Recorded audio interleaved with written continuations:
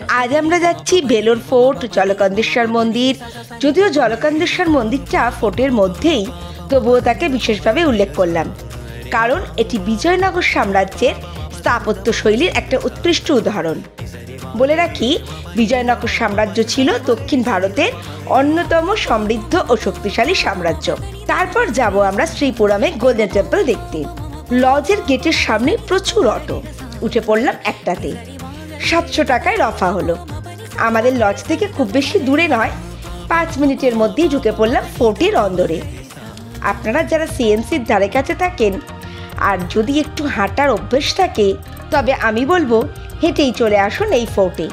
খুব কাছেই, সকাল 6টা থেকে রাত 8টা পর্যন্ত খোলা থাকে এই ফোর্ট। বর্তমানে এটি আর্কিওলজিক্যাল সার্ভে অফ ইন্ডিয়ার অধিগ্রহণে। দুর্গকে বেষ্টন করে আছে একটি পরিখা বা খাল। শত্রুদের আক্রমণ থেকে রক্ষা করার জন্যই সাধারণত এই খাল কাটা থাকে দুর্গের বাইরে। প্রচুর টুরিস্ট এখানে। আমাদের অটো ড্রাইভার ভীষণ ভালো, খুব অমায়িক। আমি ওনার ফোন নাম্বার প্রেসক্রিপশন বক্সে দিয়ে দিলাম।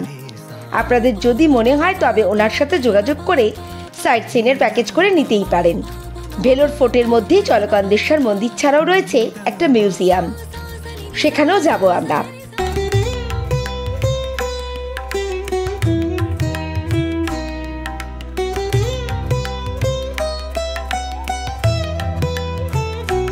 অটো থেকে নেমে একটু হাঁটলেই মন্দিরের প্রবেশ পথ।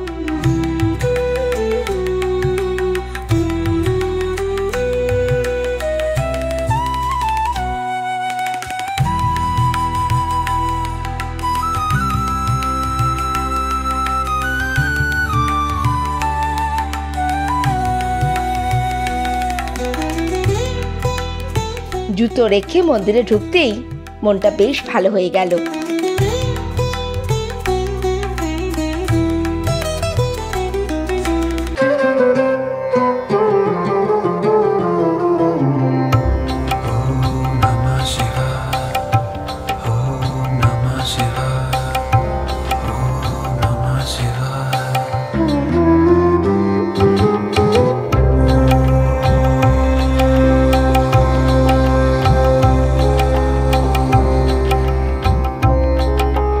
সুবিশাল গোপুরম মানে প্রবেশদ্বার, উচ্চতা 100 ফুটেরও ওপরে। না, এখানে কোনো প্রবেশ মূল্য নেই। জল মানে ওয়াটার, আর কান্দেশ্বর মানে শিব, জলবেষ্টিত লিঙ্গম। তাই এই মন্দিরের নাম জলকন্দেশ্বর। আগেই বলেছি, এই মন্দিরটা বিজয়নগর স্থাপত্য শৈলীর একটা উৎকৃষ্ট উদাহরণ। এবার একটু ছোট্ট করে এই মন্দিরের ইতিহাসটা বলি। 1500 খ্রিস্টাব্দে বিজয়নগর সাম্রাজ্যের সর্দার চীনা বোম্বে নায়ক ভেলোর দুর্গের নিয়ন্ত্রণে ছিলেন। হঠাৎ এক রাতে তিনি স্বপ্নে ভগবান শিবের আদেশ পান একটা মন্দির নির্মাণ করার জন্য। সেই অনুযায়ী তিনি একটা পিঁপড়ের ঢিপির ওপর এই মন্দিরটা তৈরি করেন। এই ঢিপিটা ছিল বৃষ্টির জলে পরিপূর্ণ একটা অঞ্চলে। জলে পরিপূর্ণ ঢিপির উপরে নির্মিত ভগবান শিবের মন্দির, আর যেহেতু জল বেষ্টিত লিঙ্গম, তাই এই মন্দিরের নাম জলকন্দেশ্বর মন্দির। এই মন্দিরে জলকন্দেশ্বরের স্ত্রী শ্রী অখিলেন্দ্রেশ্বরী আম্মারও মূর্তি আছে। মন্দিরের ভেতর পাথরে খোদাই করা স্তম্ভ রয়েছে, যেখানে ড্রাগন, ঘোড়া এইরকম বেশ কিছু প্রাণীর মূর্তি খোদাই করা রয়েছে।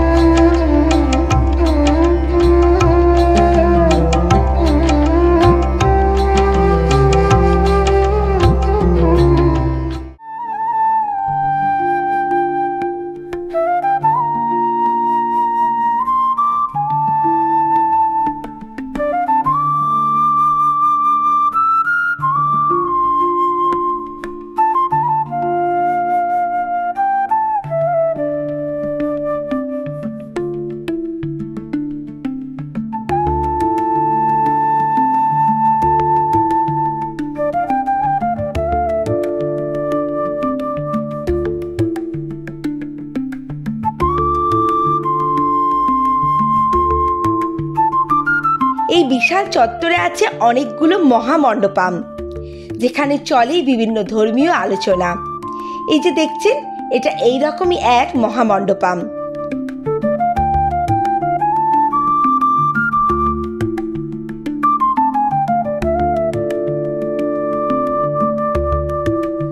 মন্দিরে ঢোকার জন্য একটা ছোটখাটো লাইন পড়েছিল। এই মন্দিরের গর্ভগৃহে আছে শিবলিঙ্গ। ভেতরে ছবি তোলা বারণ, তাই এখানেই ক্যামেরা অফ করলাম।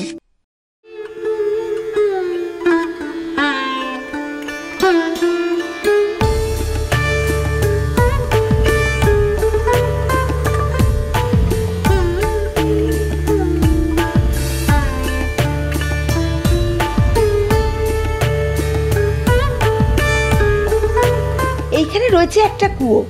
অভিষেকের সময় এই কুয়ো থেকে জল তুলে দেবদেবীদের স্নান করানো হয়। সবাই মনস্কামনা জানিয়ে এই কুয়োয় পয়সা ফেলছে। আমার মেয়েও তাদের দেখা দেখি পয়সা ফেললো।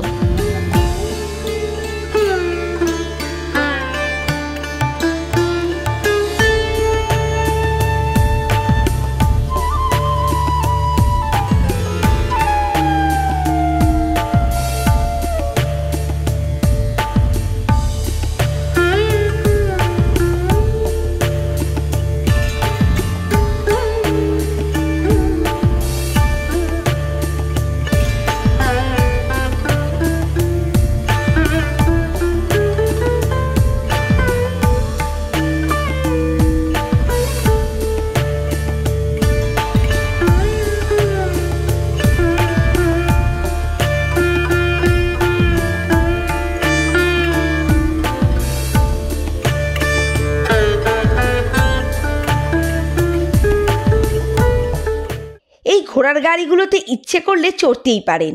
পুরো চত্বরটা এরা ঘুরিয়ে দিতে বড়দের 100 টাকা আর ছোটদের 50 টাকা করে নেয়। এরপর যাচ্ছি গভর্নমেন্ট মিউজিয়াম। সকাল 9টা থেকে বিকেল 5টা পর্যন্ত খোলা থাকে এই মিউজিয়াম। সরকারি ছুটির দিনে বন্ধ থাকে।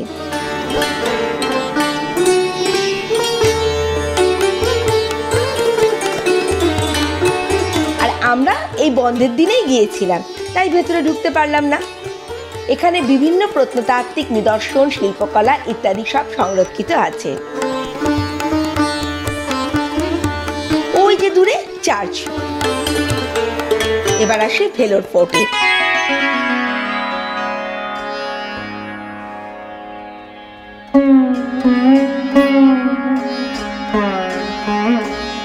উঁচু পাথরের পাঁচিল দিয়ে ঘেরা এই দুর্গ। এর চারপাশে রয়েছে গভীর পরীক্ষা। শুনেছি এই পরীক্ষায় অনেক কুমির ছাড়া থাকতো। এই দুর্গের ভেতরে আরও আছে একটা মসজিদ ও একটা গির্জা। 1566 সালে বিজয়নগর সাম্রাজ্যের সর্দার চীনা বম্মি নায়ক এই দুর্গটি নির্মাণ করেছিলেন। পরে এই দুর্গটি বিজাপুর সুলতান, মুঘল, মারাঠা, কর্ণাটক নবাব ও ব্রিটিশদের নিয়ন্ত্রণেও এসেছিল। এই দুর্গের দুটো ঐতিহাসিক ঘটনা আছে। প্রথমটা হলো 1857 সালে প্রথম সিপাহী বিদ্রোহের বীজ লুকিয়েছিল এই ভেলোর ফোর্টেই। এখানে 1806 সালে ভেলোর বিদ্রোহ শুরু হয়েছিল, যেটাই পরবর্তীকালে মহিরুহ হয়ে সিপাহী বিদ্রোহ হয়েছিল। আর দ্বিতীয়টি হলো ব্রিটিশ আমলে মুঘল সম্রাট আওরঙ্গজেবের বংশধরেরা এই দুর্গে বন্দী ছিলেন। এখানে ছিল রাজপ্রাসাদ, যা এখন ধ্বংসস্তূপে পরিণত হয়েছে। এবার আমরা আবার অটোতে চেপে চললাম ত্রিপুরামে, গোল্ডেন টেম্পল। এখানে অধিষ্ঠান করছেন দেবী মহালক্ষ্মী। 1500 কেজি সোনার পাত দিয়ে মোড়া এই মন্দির, আর 70 কেজি সোনা দিয়ে নির্মিত দেবী মহালক্ষ্মীর মূর্তি। এছাড়াও মন্দিরে রয়েছেন 1700 কেজি রূপো দিয়ে নির্মিত একটি সিদ্ধিদাতা গণেশের মূর্তি, আর বালাজির মূর্তি তো রয়েইছে। এই মন্দিরে ঢোকার জন্য রয়েছে 100 টাকা, 300 টাকা আর 500 টাকার কুপন। মন্দিরে ফটোগ্রাফি নিষিদ্ধ, তাই এবার এই পর্বের মতো ক্যামেরা অফ করলাম। পরের পর্বে তিরুপতি তিরুমালা দর্শন।